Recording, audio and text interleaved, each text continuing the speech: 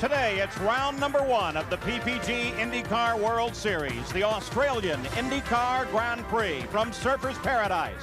And Surfers is located on the east coast of Australia, right on the edge of the Pacific Ocean. And here at Surfers, it is Mansell Mania, as all over town, not only pictures of the IndyCars, but of the reigning Formula One champion driving in his first IndyCar race.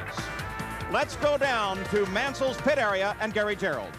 Paul, without question, the interest that this man has triggered in his arrival now in IndyCar racing borders on the phenomenal. Never before in IndyCar history have so many press members been accredited for this race, with the exception, of course, of the Indy 500. And Nigel has responded brilliantly. He's been fast in practice. He set a track record. He starts from the pole. The question now, Nigel, as you take this step to becoming a full-fledged IndyCar driver, what concerns, what apprehensions?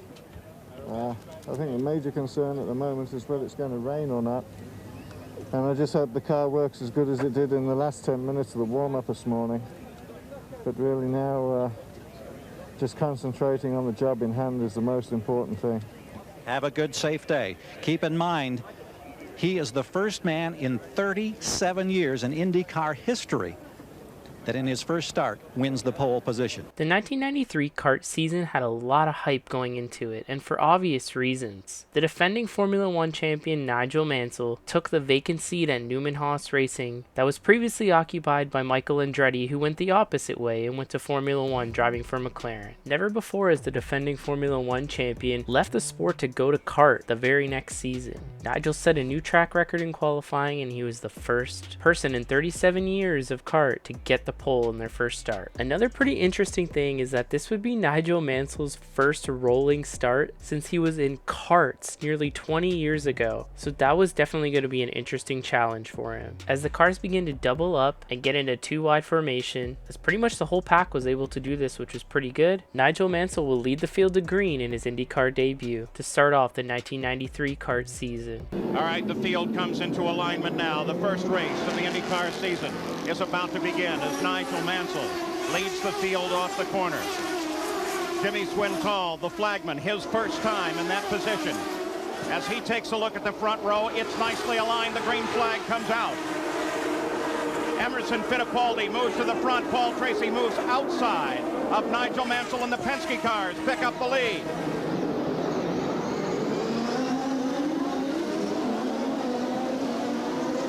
Very tight traffic, but everyone's safely through there. Fittipaldi, then Tracy, then Mansell. Robbie Gordon sitting back in fourth place. Now Fittipaldi beginning to pull a bit on Paul Tracy as Robbie Gordon begins to attack at the back of Mansell's car. Robbie Gordon still trying on Mansell as he comes down inside, and Robbie Gordon forces his way past Mansell. Mansell has dropped from the pole back 3 positions. Nigel Mansell's first rolling start in 20 years didn't really go to plan, as the Penske cars blew past him going into turn number 1, Emerson Fittipaldi and Paul Tracy, and a couple turns later Robbie Gordon was able to get around him, putting him back into the 4th position. Alongside the coast here, now it is Mario Andretti that begins to challenge his own teammate. Yeah, I think what happened at the start is Mansell has never done an IndyCar race before. He's not used to the driver's habits, Paul, and he just got left behind a little bit. He's beat it. Look at that. Robbie Gordon way out there, missed a turn a little bit. And one car spinning as the 19 car, the Indy Lights champ, Robbie Buell. But he doesn't touch anything and gets going. Look at Emerson Fittipaldi as he lays down the black mark coming off of that corner. And Paul Tracy tries desperately to catch him. Surprisingly, the first lap was relatively clean, not much contact at all, and Robbie Buell ended up spinning out on his own, going into the chicane, but he never stalled the car and he was able to get back going pretty quickly. A couple laps later, a local caution would come out when some drivers got into trouble. There was some fluid on the racetrack, and Scott Goodyear and Jimmy Vasser ended up getting turned around. Due to the track being so tight at this section, it was pretty difficult for Scott Goodyear to get turned around, and Jimmy Vasser also stalled his engine, but thankfully all the oncoming traffic was able to avoid both cars, and both drivers were able to continue on in the race. In this particular area of the track, even though both cars would clear the accident scene, the local yellow would remain out for quite a long time due to the fluid on the racetrack. But kart officials elected not to throw a full course caution, and I don't even think they even considered it, as the leader Emerson Fittipaldi approached this area and had to navigate through, with Scott Goodyear's car still on the side of the track. There is Vassar when he loses it.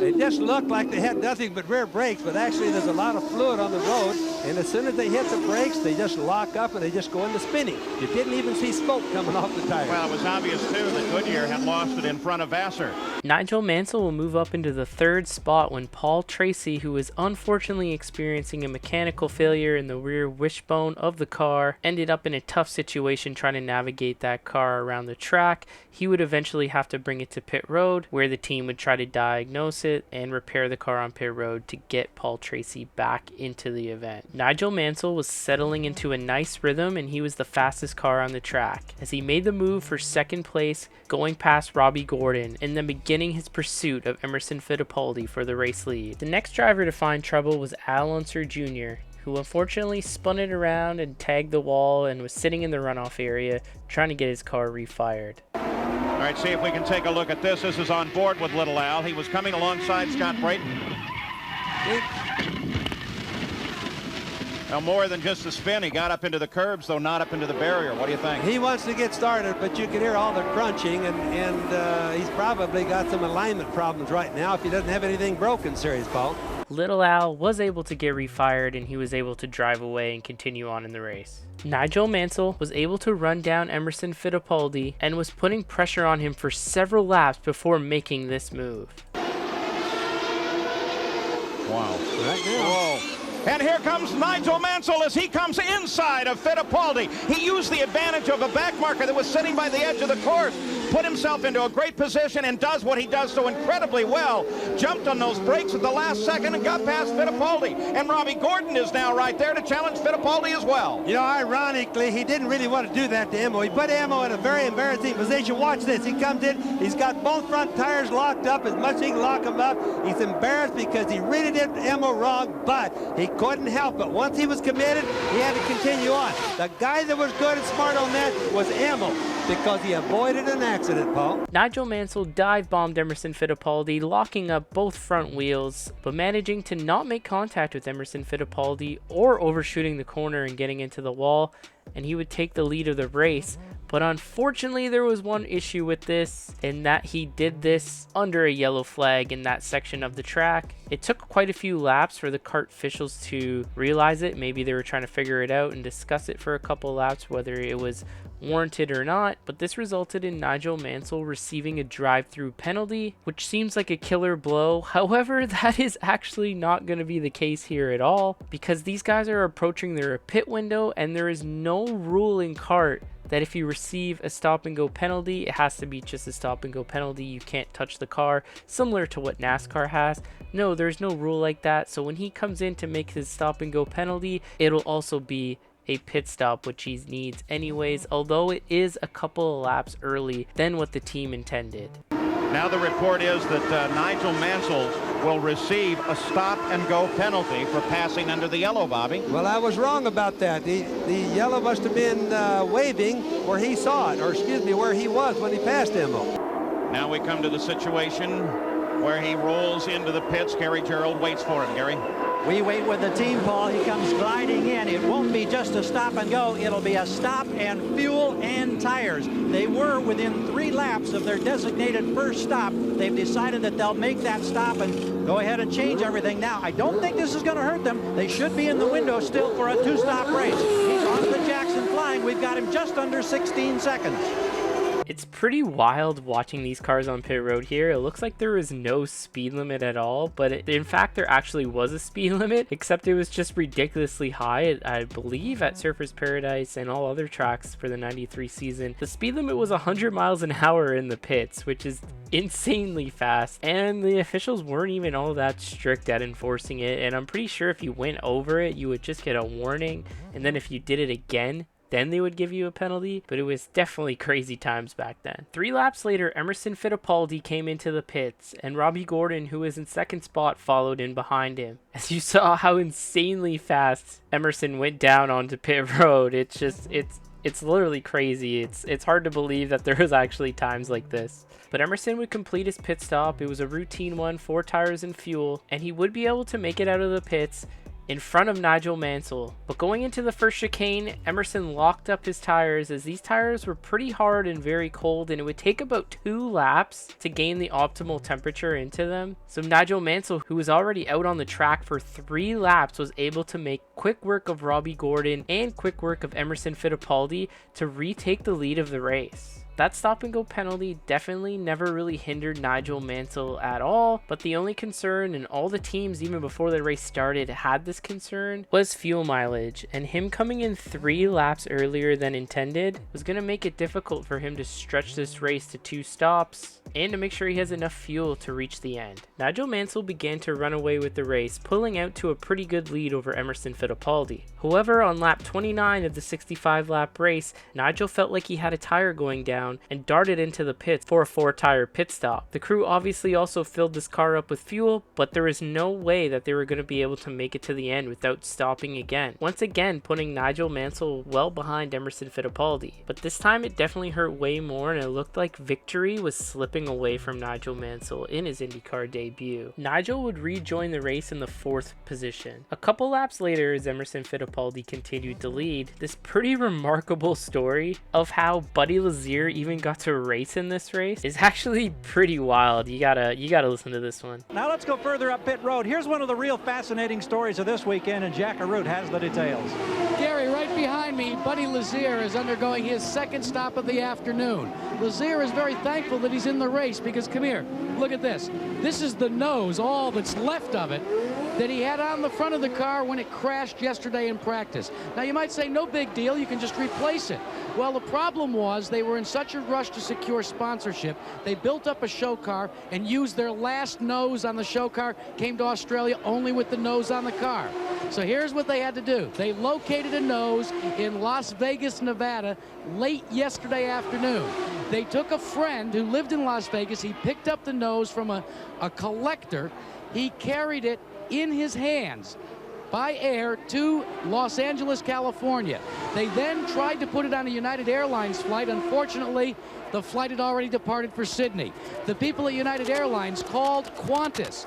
Qantas said, well, mate, our flight hasn't left yet. They rushed the nose over there from United. They literally took the brand new nose, put it in coach, I hope, strapped it in a seat, and flew it over here to Sydney. From Sydney, it made its way to the airport here in Gold Coast, and then a helicopter was dispatched, and the nose was delivered at 9:30 this morning, attached to the car just in time for Buddy Lazier to take advantage of the final practice before the start of this race. I guess you could say that Lazier is in this race with a little help from his friends.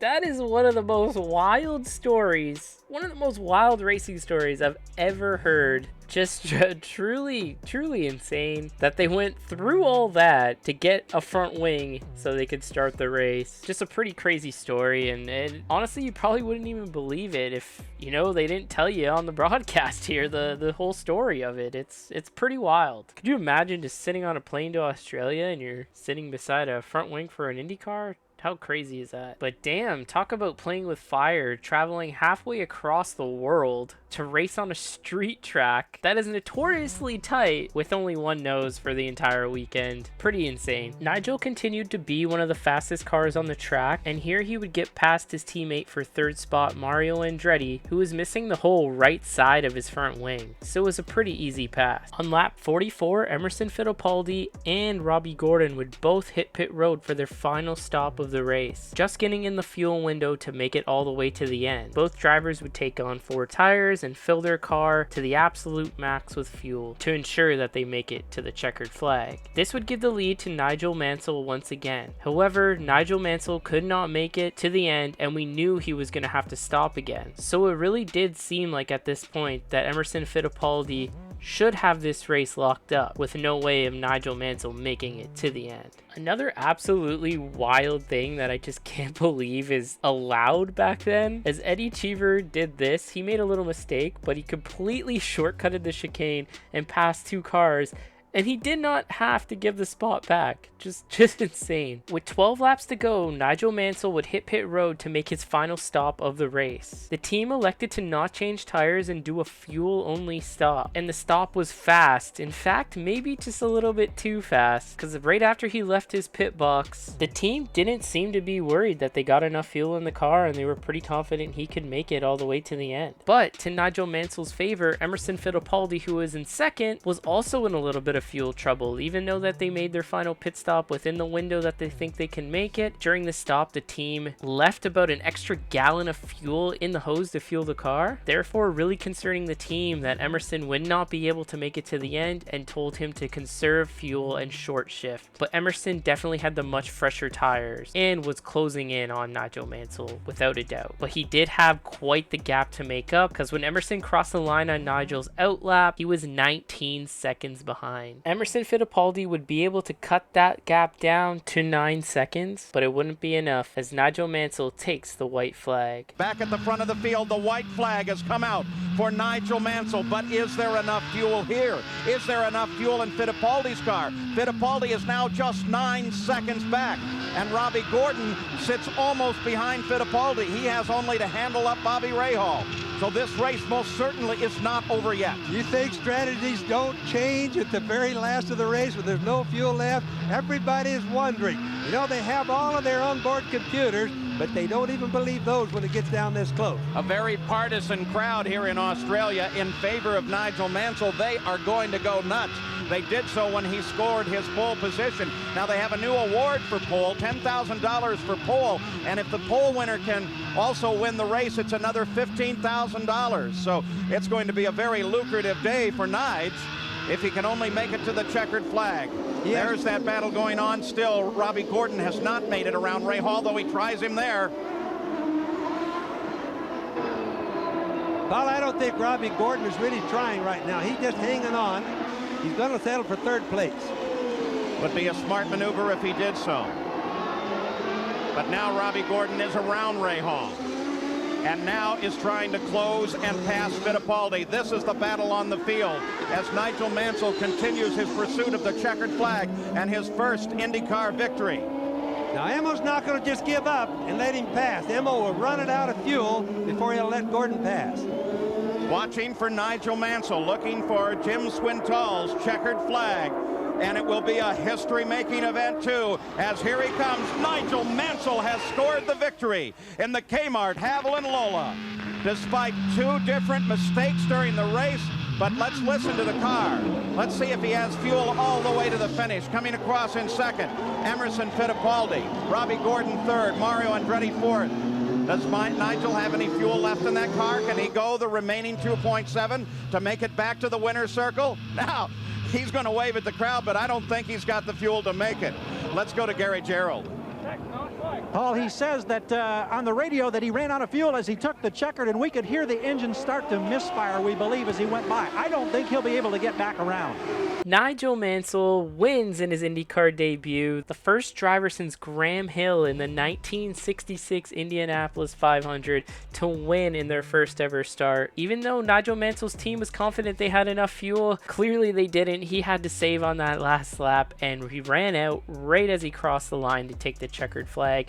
Emerson Fittipaldi was able to cut Nigel's lead down from when he made that stop of 19 seconds to 9 seconds to the last lap, and then cross the line only 5 seconds behind him. But this was an awesome day for IndyCar as a whole, and kind of just as expected, the reigning Formula 1 champion comes in here and wins. Nigel Mansell would go on to win the championship this year, and he would score 5 victories total. Pretty wild coming from Formula 1 that this would be his only win on a street/road course. All 4 of his other wins would actually come on ovals, which is pretty crazy.